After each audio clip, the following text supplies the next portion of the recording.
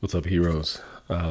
This week we are in the middle of bringing the joy. It's the Bring the Joy Challenge, and it's one of the greatest secrets of success is your enthusiasm, your own excitement level, your own happiness and joy factor.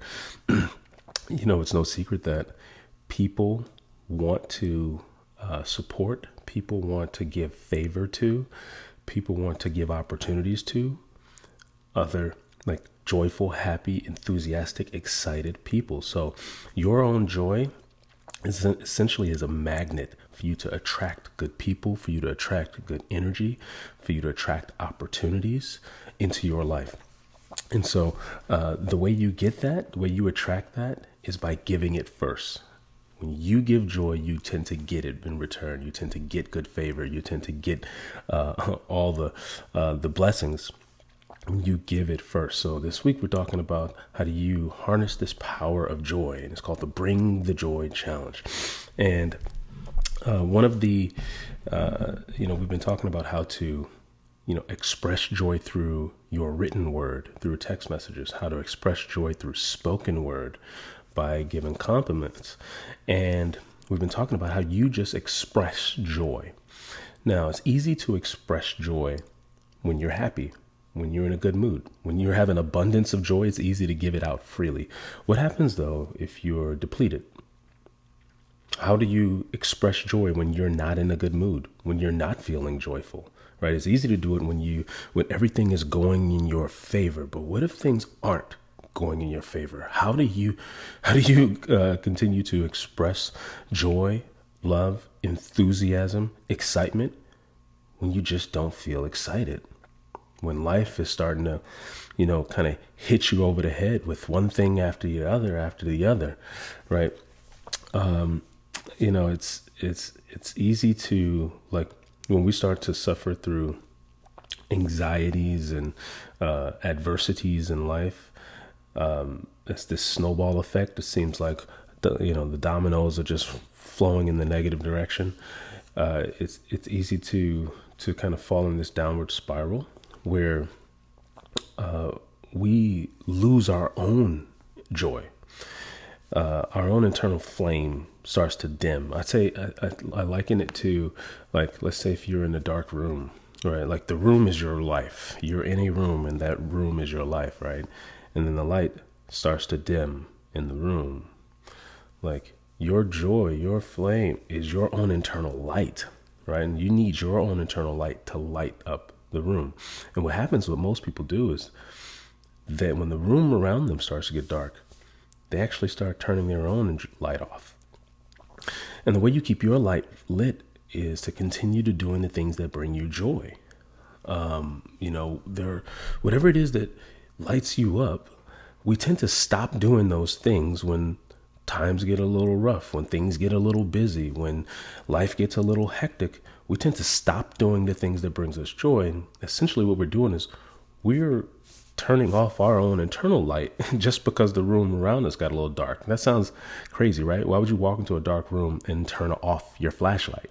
Actually, that's the time you want to turn on your flashlight even more, right? Your flashlight is your own internal flame, your joy, your light. So when the room gets dark, that's the time you turn it up even more.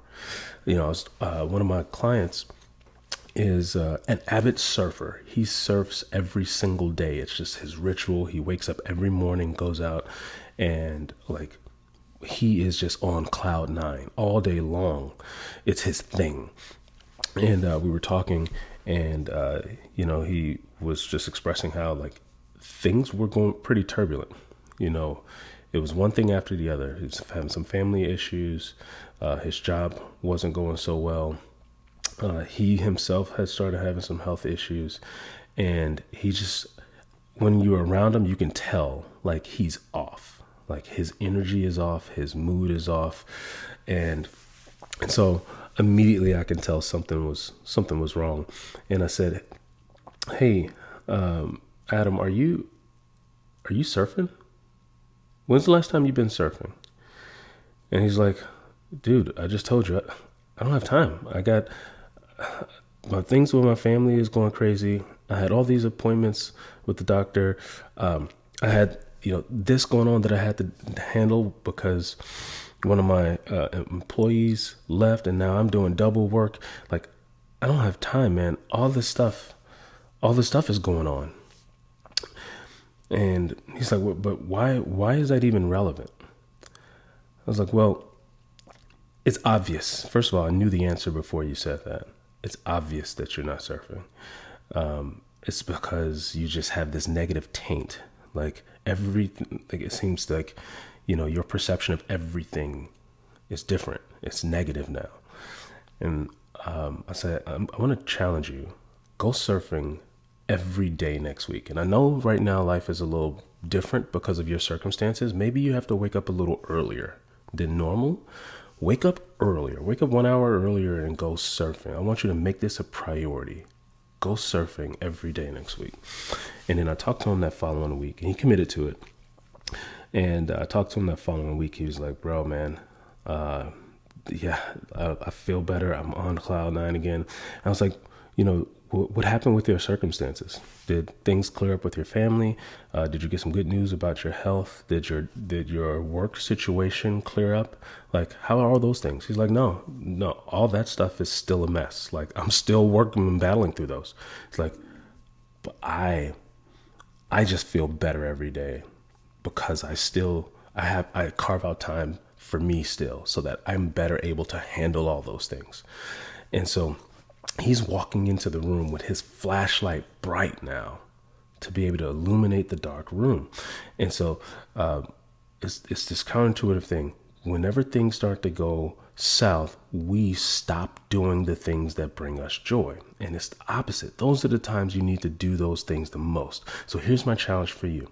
In order for you to bring the joy, you have to continue to illuminate with it. And the only way you can do that is if you keep doing the things that bring you joy, the things you love to do, the things that light you up, the things that keep you excited. What is that for you? What I want you to do is to make a list. Call this your joy menu. What are the things that bring you joy? Is it going for a long walk or a run?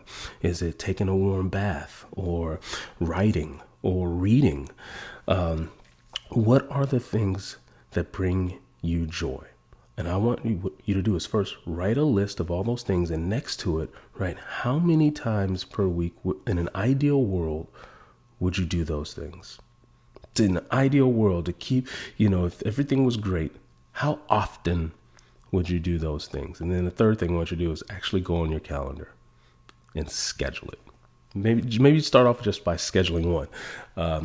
And I'm guilty of this. I don't do enough of my joyful things either. I love golf, and I haven't been golfing in, 4 or 5 months, right? And I just did this exercise, and I wrote down how often I wanted to play golf. And I don't know if you can see this, but I actually just put it on my calendar. Tonight, I'm going to play golf. I'm going to hit golf balls. I need to keep my joy fire lit so that I can illuminate the dark room. I can't spread it if I don't have it. And so I have to make sure I keep my joy flame lit bright. And so the only way you do that is to keep doing the things that bring you joy. So what is it for you? Come up with your list, the things that bring you joy. Next to that, how often do you want to do those things? The third part to this, go on your calendar and schedule it. That's your challenge. Today, I want you to schedule your joy, because you can't give it if you don't have it. Okay. All right, guys, go off and conquer the world. See you in the next video.